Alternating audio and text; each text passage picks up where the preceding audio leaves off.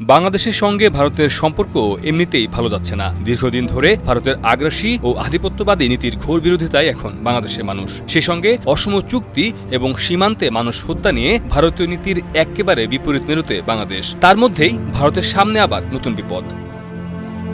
পাকিস্তান ও চীনের সঙ্গে যুদ্ধের আশঙ্কায় রয়েছে ভারত, এমনটাই মনে করছেন ভারতের সেনাপ্রধান জেনারেল উপেন্দ্র দ্বিবেদী। সম্প্রতি ভারতের সেনাপ্রধান জেনারেল উপেন্দ্র দ্বিবেদী মন্তব্য করেন, পাকিস্তান ও চীনের মধ্যে উচ্চ পর্যায়ের যোগসাজশ রয়েছে। একই সঙ্গে এই দুই দেশের দিক থেকেই ভারতের বিরুদ্ধে যুদ্ধের আশঙ্কা রয়েছে বলেও উদ্বেগ জানান তিনি। ভারতের সংবাদ মাধ্যম ইন্ডিয়া টুডেকে দেয়া এক সাক্ষাৎকারে এসব কথা বলেন দেশটির সেনাপ্রধান। চীন ও পাকিস্তানের মধ্যে ঘনিষ্ঠতা প্রসঙ্গে এক প্রশ্নের জবাবে জেনারেল উপেন্দ্র বলেন, আমাদের স্বীকার করতেই হবে যে চীন এবং পাকিস্তানের মধ্যে একটি উচ্চ পর্যায়ের যোগসাজশ রয়েছে। ভার্চুয়াল মাধ্যমে তা প্রায় 100%। পাকিস্তানের যাবতীয় সরঞ্জাম চীন থেকে আসে। দুদিক থেকেই ভারতের বিরুদ্ধে যুদ্ধের আশঙ্কা রয়েছে, এটাই বাস্তবতা।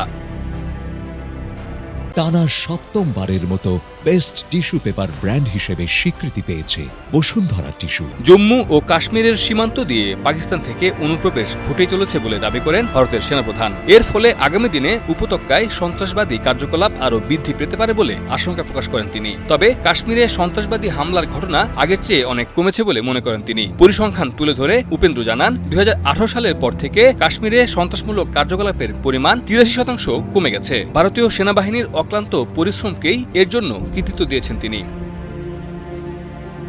পাকিস্তান থেকে অনুপ্রবেশ নিয়ে উদ্বেগ প্রকাশ করে উপেন্দ্র বলেন, গত বছরে কাশ্মীরে যতজন জঙ্গিকে হত্যা করা হয়েছে তাদের মধ্যে 60%ই পাকিস্তানের নাগরিক। ফলে প্রতিবেশী দেশের কাছ থেকে অনবরত বহিরাগত হুমকির সম্মুখীন হচ্ছে ভারত। মির্জা রকিবুল হাসান, নিউজ 24।